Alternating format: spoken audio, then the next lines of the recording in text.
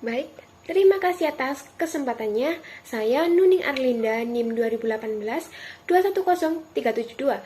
Di sini saya akan sedikit menjelaskan metodologi penelitian saya yang berjudul Pengaruh Perilaku Keuangan terhadap Kesejahteraan Keuangan Keluarga dengan Status Pernikahan sebagai Moderasi. Kesejahteraan keuangan dapat dipengaruhi oleh perilaku keuangan. Penelitian Guter dan Koper tahun 2011 menyatakan bahwa perilaku keuangan berpengaruh terhadap kesejahteraan keuangan.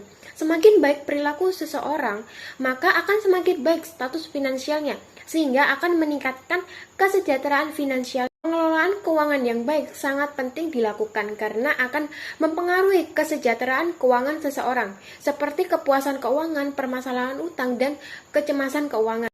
Faktor lain yang mempengaruhi perilaku keuangan keluarga adalah status pernikahan atau marital status. Status pernikahan adalah sebagai ikatan antara seorang pria dengan seorang wanita sebagai suami dan istri yang sah di mata hukum, adat, dan agama dengan tujuan membentuk keluarga. Status pernikahan mendorong seseorang untuk mengatur keuangan yang lebih baik sehingga membentuk tanggung jawab orang tersebut terhadap keluarganya. Orang yang memiliki pengetahuan dan pengalaman keuangan yang baik dengan status menikah akan menjadikan lebih termotivasi untuk memenuhi kebutuhan dan meningkatkan kesejahteraan keluarga di masa depan. Kombinasi status keluarga dan pengetahuan keuangan mendapatkan lebih memperkuat finansial. Namun ketika jumlah tanggungan keluarga meningkat, maka beban biaya yang harus lebih besar untuk mencukupi keluarga. Dari latar belakang yang telah diuraikan sebelumnya, muncullah perumusan masalah. Dengan itu, rumusan penelitian ini diantaranya sebagai berikut. Yang pertama, apakah perilaku keuangan berpengaruh positif terhadap kesejahteraan keuangan keluarga? Yang kedua adalah, apakah status pernikahan memoderasi perilaku keuangan terhadap kesejahteraan keuangan keluarga? Hingga adalah tujuan penelitian.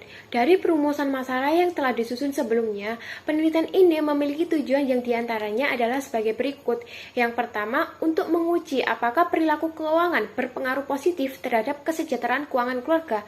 Dan yang kedua adalah untuk menguji status pernikahan memoderasi perilaku keuangan terhadap kesejahteraan keuangan keluarga. Manfaat peneliti sendiri adalah dengan dilakukan penelitian ini diharapkan bisa memberikan manfaat bagi para peneliti selanjutnya.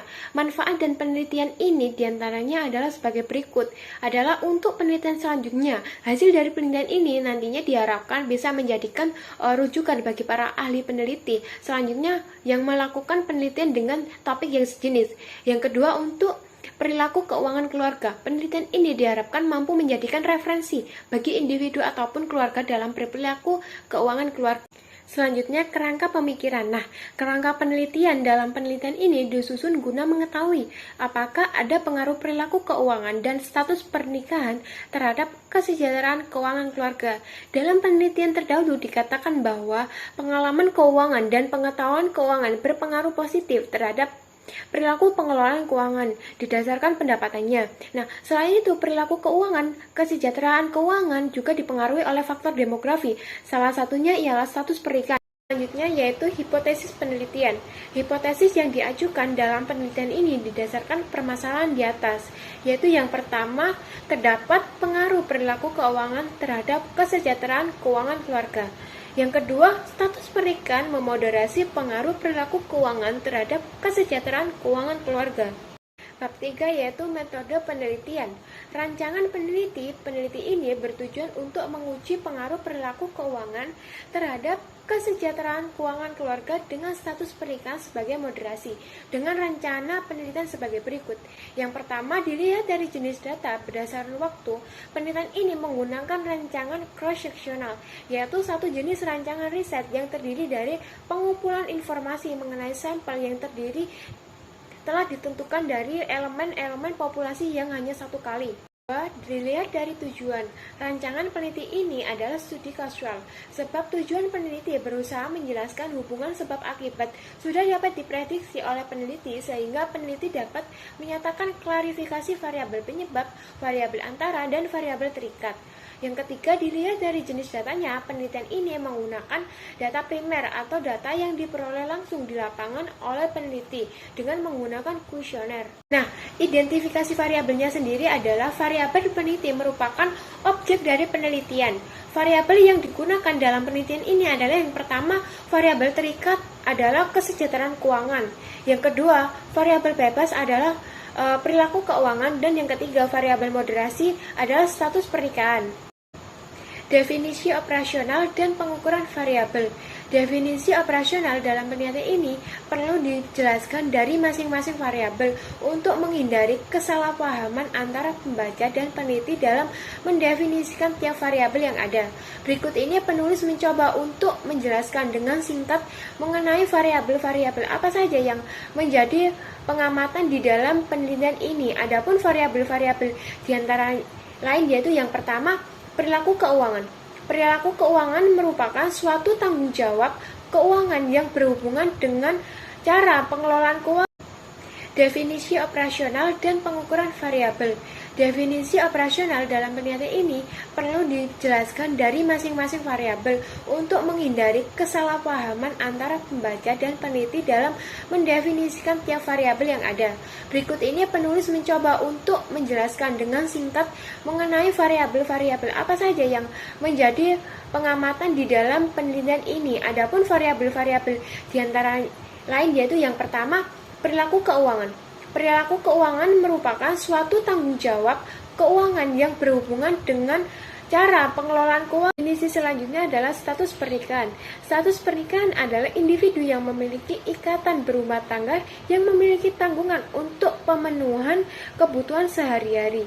Variabel status pernikahan adalah akan diukur dengan menggunakan skala nominal. Selanjutnya adalah kesejahteraan keuangan. Kesejahteraan keuangan diartikan sebagai suatu kondisi di mana seseorang merasa tercukupi segala kebutuhan hidup tanpa mengalami masalah dalam keuangannya, sehingga tercipta suatu keadaan makmur, nyaman dalam menjalani hidup. Selanjutnya, populasi, sampel, dan teknik pengambilan sampel. Populasi adalah wilayah generalisasi yang terdiri atas objek atau subjek yang mempunyai kualitas dan karakteristik tertentu yang ditetapkan oleh peneliti untuk dipelajari kemudian.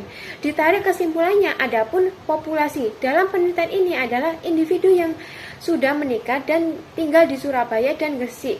Dan sampel yang digunakan untuk penelitian ini adalah sampel keluarga. Adapun yang menjadi kriteria sampel antara lain keluarga yang berdomisili di Surabaya dan Gresik, memiliki pendapatan secara keseluruhan suami dan istri minimal 8 juta. Kemudian data dan metode pengumpulan data.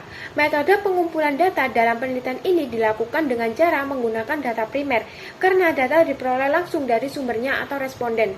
Data primer diperoleh dari penelitian survei dengan menggunakan kuesioner. Daftar pernyataan ini ditunjukkan dan diisi oleh responden yang dipilih menjadi sampel penelitian dengan bentuk pilihan jawaban yang telah disediakan dan direspon, tinggal memilih jawaban yang sesuai. Analisis data. Penelitian ini menggunakan dua analisis, yaitu analisis deskriptif dan analisis inferensial.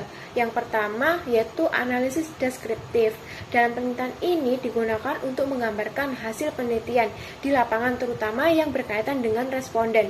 Penelitian ini dan mengkaji secara detail mengenai variabel yang pengamatan ditetapkan oleh peneliti. Inferensial adalah teknik statistik yang digunakan untuk menganalisis data sampel dan hasilnya diberlakukan untuk populasi.